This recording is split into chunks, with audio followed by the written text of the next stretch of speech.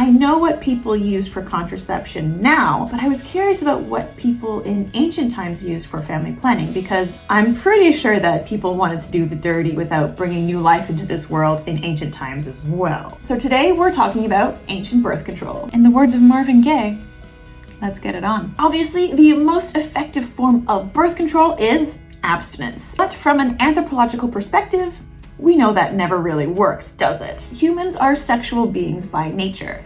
We love getting it on like Donkey Kong, and we're one of the few species on the planet that roll in the hay for fun instead of solely for reproduction. So, of course, we're gonna wanna live our best lives and just get it on all the time. That being said, we all know the outcome of heterosexual intercourse if all of the timing lines up. We'll get pregnant and die.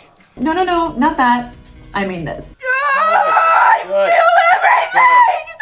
Oh my God, it's happening! And while the miracle of life is, well, a miracle, sometimes you just don't feel like performing a miracle and you want to do the no pants dance without any possibility of bringing a child into this world. And that is 100% your right. Now, you may think that contraception and controlling your reproductive capabilities is a new thing, especially with the whole birth control movement in the 1960s and all of the women that are still fighting for their reproductive rights today. But people have been finding ways of doing the horizontal hula while mitigating their chances of conceiving for thousands of years. Throughout history and all over the world, there have been phases of population increasing and decreasing, but it's actually not based on people's libidos. Everyone still has the same urges to bump uglies, but the population is dependent on societal values at the time. So if a population values larger families, more children will be born. But if it's the opposite, or if they don't need a larger family like that to maintain a society,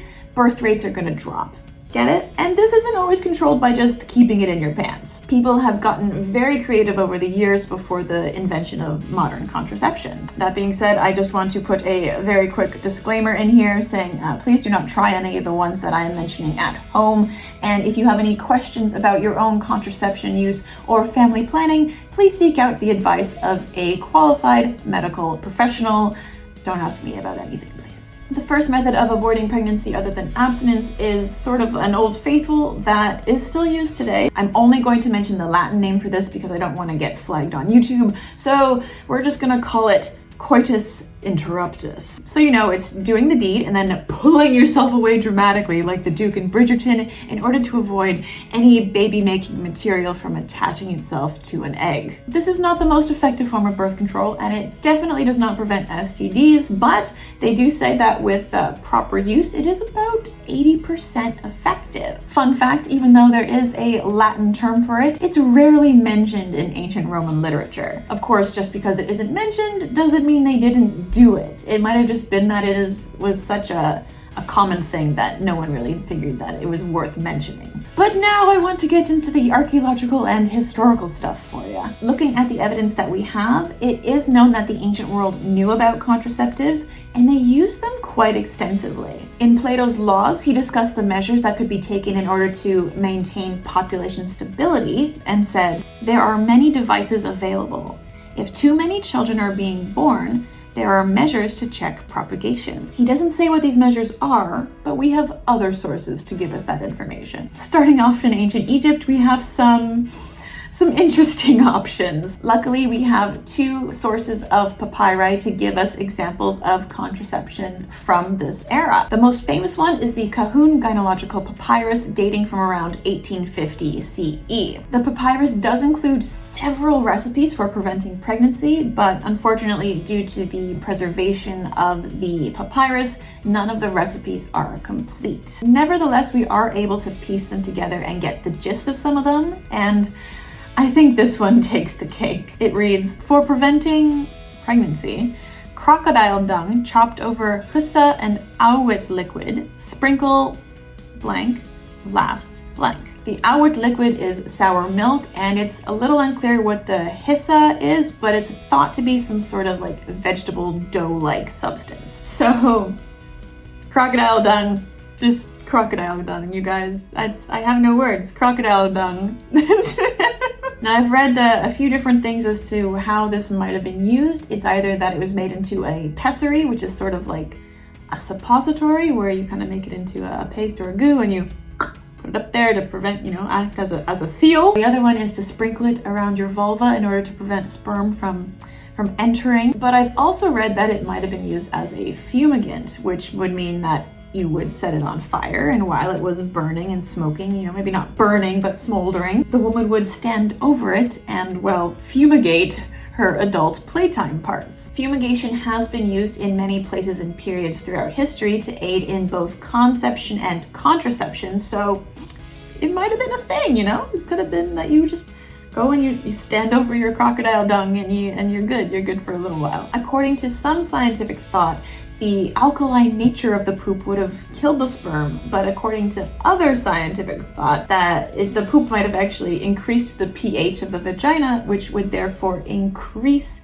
your ability to conceive. It actually might make you more fertile, which gives a whole new meaning for feces used as fertilizer. It's really hard to pin this kind of information down because I don't really see a lot of people willingly volunteering to partake in a study that would involve animal feces and your sensitive areas. There's another papyrus from ancient Egypt called the Ebers Papyrus, dating from around 1550 BCE, and this one and the Kahun Papyrus both mention the making of a pessary from a mix of acacia fruit, honey, and sometimes ground up dates. Then you soak lint made out of either cotton or plant fiber into the paste, and then you again, pop it up just like a tampon into your cervix to prevent sperm from getting up in there. And if we look at the science behind this one, something cool comes out of it. Recent research into acacia gum has actually proven it to work a little bit like a spermicide, and it's actually still used in some contraceptive jellies today. So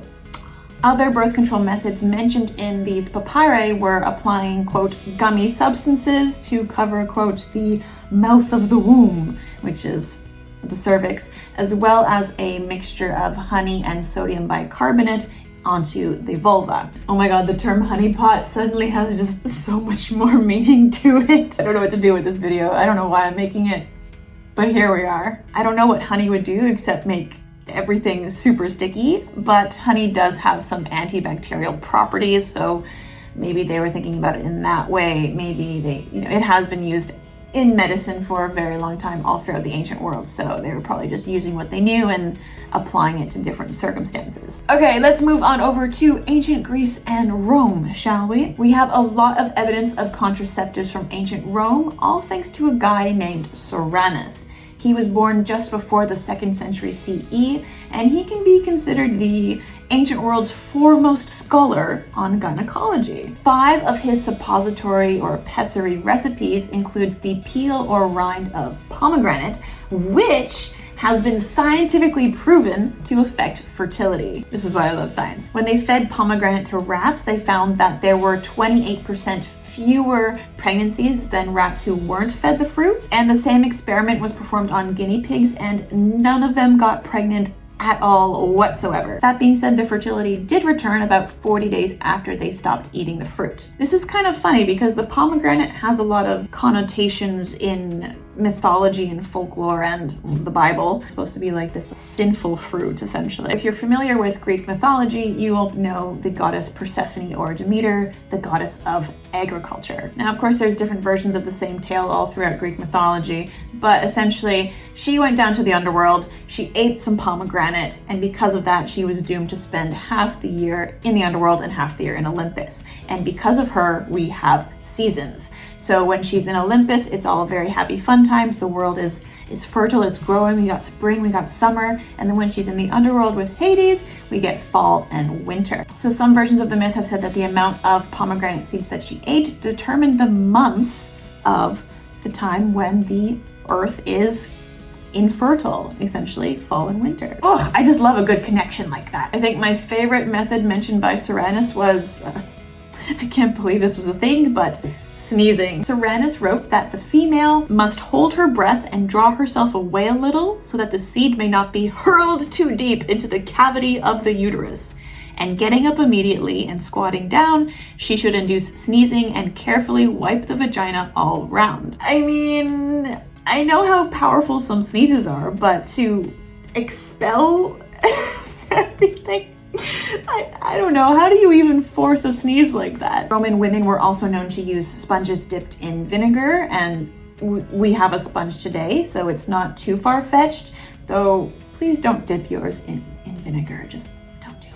There's also evidence that a sea sponge wrapped in silk was used by ancient Jewish women. Sea sponges are easy to come by, they're inexpensive, and they're probably very ergonomic and unobstructive when doing the deed. What seems to have been quite a popular method is the use of silphium. Silphium was like a fennel type plant that was native to North Africa, and it only grew on a very small strip of land near Cyrene, which is in modern day Libya. Silphium was used more for cooking and eating, so its use as a contraceptive was not as well documented, and its effectiveness was probably just overhyped a little bit. But it may indeed have been used as an oral contraceptive in ancient Greece, Rome, Egypt, and the Near East. Apparently there was so much hype for this plant that it was worth its weight in silver by the 1st century CE, but by the 2nd century CE, it was pretty much extinct because of said hype. Women would use this as a natural contraceptive either by drinking a juice made out of the seeds or by soaking some wool in the juice and putting it up there to, I keep doing that noise, to use as a sort of like a pessary again as well to stop sperm from going up there. We don't know how effective silphium was at preventing pregnancy, but there was a study done in 1985 using a plant that was very similar in the same kind of family as silphium, and they gave it to rats orally, and it did prevent pregnancy, but then they tried it on hamsters and it didn't work. So other plants that were used at the time were Queen Anne's lace, which has been proven to have some post-coital anti-fertility properties and is still used in parts of India today. There was also willow, date palm, artemisia, myrrh, and rue, some of which are toxic, but there are apparently safe doses that are recorded in Greek documentation. And of course, all the philosophers always have to weigh in on their own thoughts of things, and Aristotle suggested the use of olive oil or cedar oil to slow the motility of the sperm. Women in India in the 1st century CE would dip cotton in a mixture of ghee, honey, and sometimes tree seeds. I also read that they used rock salt as spermicide. The drying.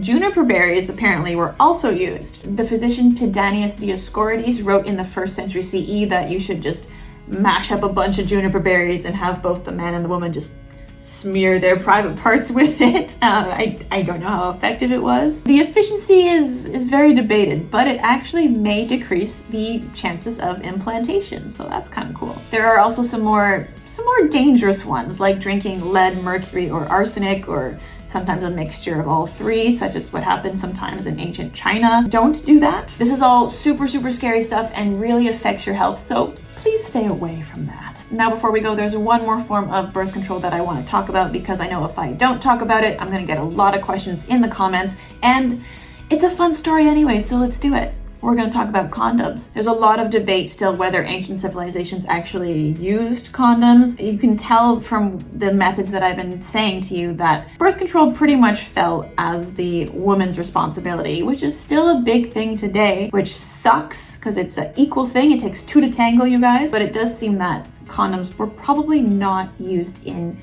the ancient world.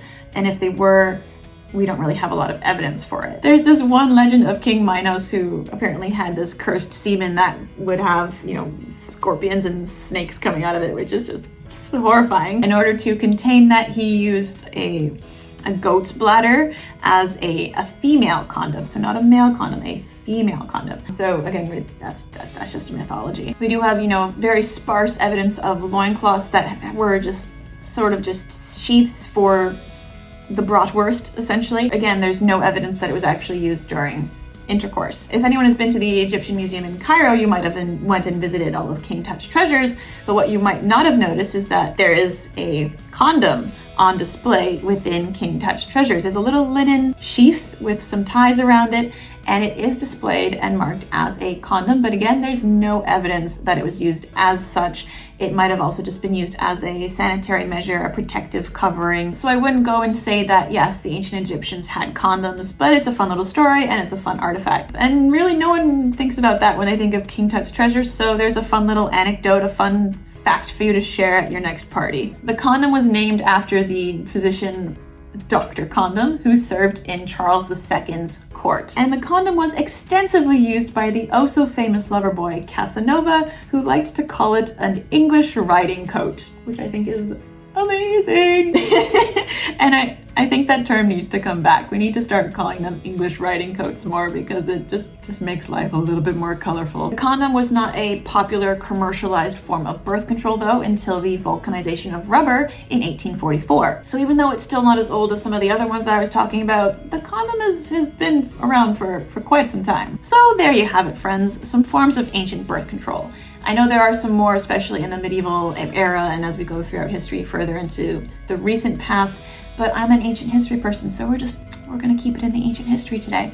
If you do want a part 2 and you want to go know more about, historic forms of birth control, I'm very happy to do so. Just let me know in the comments down below. As I said before, please do not try any of these at home. And if you need any advice or you have any questions about your own family planning, please consult a medical professional. If you like that video, go ahead and smash that like button. Don't forget to subscribe to my channel. And if you like the channel, you like what I do, you want to support it, head on over to Patreon and become a patron. Wrap it before you tap it.